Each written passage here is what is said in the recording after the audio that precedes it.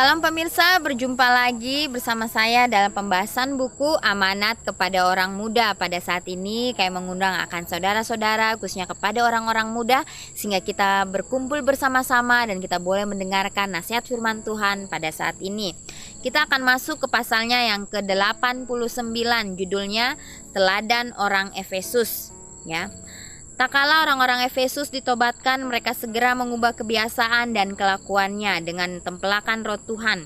Mereka bertindak dengan segera dan membukakan segala rahasia obatannya. Mereka datang dan mengaku dan menunjukkan segala perbuatannya, lalu jiwanya dipenuhi dengan murka yang suci karena mereka sudah pernah menyerahkan dirinya sedemikian rupa kepada ilmu sihir dan sudah mengagungkan buku-buku yang berisi peraturan-peraturan yang sudah direncanakan oleh setan dan telah mengatur jalan-jalan yang memungkinkan mereka dapat menjalankan ilmu.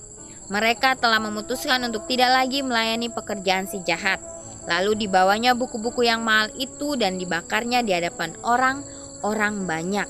Begitulah mereka menyatakan kesungguhannya bertobat kepada Tuhan. Buku-buku orang Efesus yang sudah dibakar waktu mereka bertobat kepada Injil mulanya amat disukai oleh mereka itu, dan membiarkan buku-buku sihir itu menguasai angan-angan hatinya dan memimpin pikirannya. Sebenarnya mereka bisa juga menjual buku-buku itu, tetapi dengan bertindak demikian berarti kejahatan itu akan dikekalkan. Kemudian mereka membenci rahasia-rahasia setan, ilmu-ilmu gaib tersebut. Lalu mereka merasa benci terhadap pengetahuan yang diperolehnya daripadanya. Saya mau bertanya kepada orang-orang muda yang sudah mengadakan hubungan dengan kebenaran. Sudahkah engkau membakar buku-buku gaibmu? Ya, jadi ini teladan orang Efesus bagi masing-masing kita. Ya, mereka juga dipengaruhi oleh buku-buku gaib atau buku-buku sihir. Ya, dongeng-dongeng, cerita-cerita omong kosong.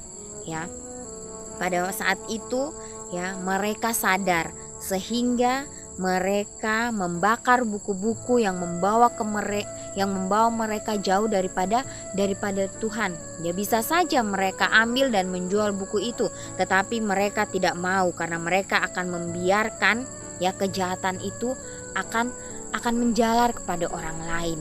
Akhirnya mereka memutuskan untuk membakar buku-buku gaib mereka. Jadi ini pertanyaan bagi masing-masing kita. Sudahkah kita ambil buku-buku yang tidak berguna itu dan kita buangnya dan kita membakarnya? Biarlah kita gantikan itu dengan nasihat firman Tuhan.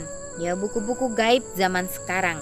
Kami tidak menuduh engkau berbuat kejahatan seperti yang sudah diperbuat oleh orang-orang Efesus itu, atau menyalahkan engkau sudah menjalankan ilmu gaib dan memegang ilmu sihir seperti yang sudah mereka lakukan. Kami tidak mengatakan bahwa engkau sudah menurut ilmu-ilmu tenung atau mengadakan perhubungan dengan roh-roh jahat. Tetapi apakah engkau tidak mengadakan perhubungan dengan pengarang segala kejahatan, dengan si pembuat rencana segala ilmu gaib dan ilmu yang keji-keji? Apakah engkau tidak mendengarkan bisikan-bisikan dia yang menjadi penghulu dunia ini, bahkan penghulu penguasa di udara? Apakah engkau tidak menuduhkan diri pada segala kepalsuannya dan menyerahkan dirimu jadi wakil si jahat untuk melakukan hal-hal yang cocok dengan kehidupanmu sebelum engkau bertobat?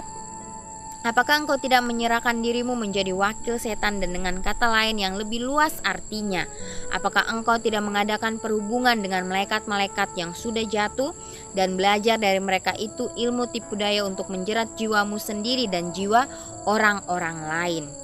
Bagaimana tentang buku-buku gaib itu? Apakah yang engkau sudah baca? Bagaimanakah engkau menggunakan waktumu? Adakah engkau berusaha hendak mempelajari kitab suci supaya engkau boleh mendengar suara Tuhan bicara kepadamu melalui kitabnya? Dunia ini dibanjiri buku-buku yang menyemarkan benih-benih syakwasaka, ketidaksetiaan, ateisme, menyangkal akan adanya Tuhan, dan banyak sedikitnya engkau sudah mempelajari pelajaran buku-buku tersebut, dan itulah buku-buku gaib. Buku-buku itu menyingkirkan Tuhan dari pikiran dan menceraikan jiwa dari gembala yang benar. Ya, bila mana pikiran kita ya sudah dikelabui oleh hal-hal yang tidak baik, maka kita menyingkirkan Tuhan dari kehidupan kita. Ya, biarkanlah Tuhan yang akan selalu memimpin kehidupan kita. Jangan sampai ya buku-buku akan mengelabui kehidupan kita, buku-buku gaib, buku-buku sihir, ya. Buku-buku yang membuat kita tidak setia kepada Tuhan, baiklah kita singkirkan itu, ya. Dan biarlah kita boleh mengambil komitmen kita untuk terus mempelajari akan kebenaran firman Tuhan. Biarlah kita menjadikan Tuhan itu gembala kita yang benar. Otak dirusakkan untuk berpikir suci. Buku-buku yang kau sudah baca itu telah direncanakan oleh wakil-wakil setan untuk melumpuhkan pikiran dan teori-teori yang dikarang di dalam markas setan. Akan menunjukkan kepadamu bagaimana engkau melayani si jahat itu dengan cara yang memuliakan setan. Betapa banyak buku-buku yang mengandung kecenderungan kepada bibit kekafiran.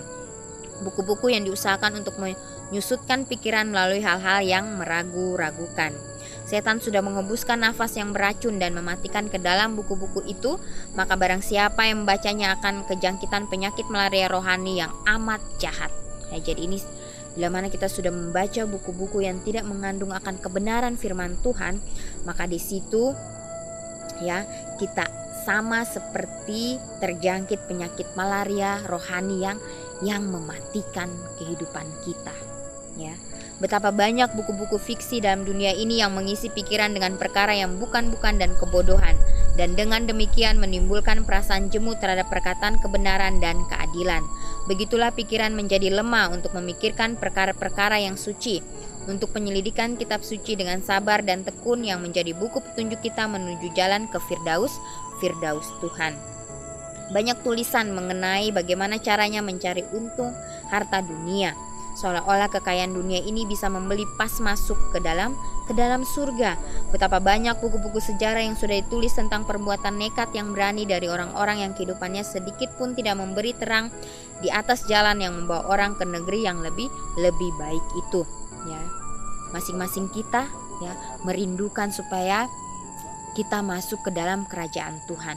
Ya, baiklah, kita menyingkirkan akan setiap dosa-dosa kita, ya. Kita menyingkirkan semuanya itu sehingga kita bisa menerima akan tempat di mana Tuhan sudah sediakan bagi kita masing-masing, ya. Buku yang menyesatkan, betapa banyak buku-buku tentang perang dan pertumpahan darah, ya, yang menyesatkan pemuda kita, ya, khususnya kepada orang-orang muda pada saat ini. Ya, berhati-hatilah dalam memilih buku bacaan kita, ya. Sementara mereka membacanya, setan berdiri di sisinya untuk mengisi hati mereka dengan roh panglima perang yang dibacanya, dan darahnya menjadi panas sehingga mereka segera tergerak untuk melakukan perbuatan-perbuatan yang keji, ya. Dengan membaca, ya, setan akan membuat kita, ya, mengelabui kita sehingga kita sama seperti kerasukan setan, ya, dan kita melakukan hal-hal sesuai dengan bacaan yang sudah kita baca, ya. Kemudian dikatakan betapa banyak buku-buku yang tidak senonoh, yang memimpin kepada keinginan yang cemar, yang membakar hawa nafsu hati dan memimpin orang yang jadi sesat dari jalan yang bersih dan suci. Engkau sudah mempunyai buku-buku gaib, cerita-cerita dan gambar-gambarnya direncanakan oleh Dia dahulu sudah pernah menjadi malaikat yang tertinggi di dalam surga, ya, memecahkan mantra ilmu sihir setan. Saya mau bertanya, ya, hendakkah buku-buku gaib itu dibakar saja habis? Di dalam masjid setan ada ditaruh tempat-tempat untuk menarik hati di mana percabulan dianjurkan dan dilakukan dengan leluasa. Tetapi di sana ada saksi, tamu yang tidak kelihatan itu menyaksikan perbuatan-perbuatan yang dilakukan di dalam gelap. Setanlah yang mengetahui dan dia pula yang mengepalai segala pertunjukan keramaian itu. Di sana dia berada dengan jalan menyamar, ya. Di kiri kanan kita bergentayangan ilmu sihir, dan dunia maupun gereja berada di bawah pengaruhnya. Memimpin orang melakukan perkara-perkara yang mereka sendiri tidak pernah impikan untuk melakukannya. Jikalau kiranya mereka diberitahu lebih dahulu tentang apa yang mereka akan lakukan, mereka sendiri akan kaget seperti Hazael apabila nabi itu memberitahukan kepadanya akibatnya pada masa mendatang, ya. Kembali lagi, ya, setan terus bekerja keras untuk merasuki umat-umat Tuhan, sehingga umat-umat Tuhan, ya, tidak percaya lagi dengan kebenaran firman Tuhan, sehingga mereka terus terjerumus ke dalam lubang yang sama, ya, karena setan ya yang terus mengelabui akan pikiran manusia. Untuk itu, ya, betapa pentingnya untuk kita mempelajari firman Tuhan, kita berdoa dengan sungguh-sungguh, meminta akan tuntunan kuasa Roh Kudus, sehingga jangan sampai kita menjadi bagian daripada tentara-tentara iblis itu. Tiap-tiap orang, baik laki-laki maupun perempuan dan anak-anak yang tidak dibawa pengaruh Roh Tuhan, tentu berada di bawah pengaruh ilmu sihir setan. Dan melalui perkataan dan perbuatannya dia akan memimpin orang supaya menjauh dari jalan kebenaran. Apabila kemurahan Tuhan yang mengubahkan hati itu berlaku juga atas hati, kebencian yang suci akan memiliki jiwa. Sebab orang yang berdosa itu sudah begitu lama melalaikan keselamatan besar yang sudah disediakan Tuhan baginya. Kemudian dia menyerahkan dirinya, jiwanya dan rohnya kepada Tuhan. Lalu dengan adanya kemurahan yang diberikan Tuhan kepadanya, dia akan menarik diri dari perhubungan dengan setan. Seperti orang-orang Efesus itu, ia akan melemparkan hobatan dan akan memutuskan ikatan terakhir dengan setan. Dia akan meninggalkan panji-panji penghulu kegelapan itu dan akan berada di bawah panji-panji Raja Immanuel yang berlumuran dengan darah. Dia membakar buku-buku gaib itu. Ya, baiklah kita masing-masing kita, khususnya kepada orang-orang muda, baik laki-laki maupun perempuan, ya, kita ambil keputusan pada hari ini, kita ambil komitmen kita, ya, untuk menjauhkan akan hal-hal yang mengelabui kita, menjauhkan akan buku-buku yang tidak layak untuk kita baca, sehingga kita gantikan itu dengan firman Tuhan. Ya, mulai dari sekarang, ya, lakukan itu. Ya, karena ini adalah jerat setan bagi masing-masing kita. Jangan sampai kita akan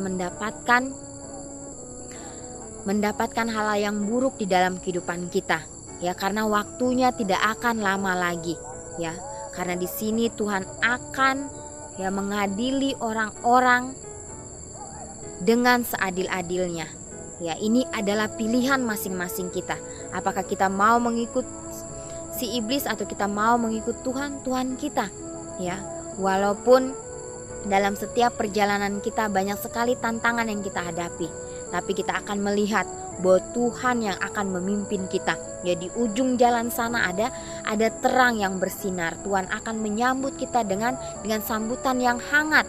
Ya, dia akan memberikan kedamaian bagi masing-masing kita. Untuk itu, baiklah kita pada saat ini bila mana kita mendengarkan nasihat firman ini, biarlah kita berdoa dengan sungguh-sungguh sehingga Tuhan dapat memampukan kita untuk meninggalkan hal-hal yang buruk di dalam kehidupan kita. Biarlah ini boleh menjadi berkat bagi masing-masing kita.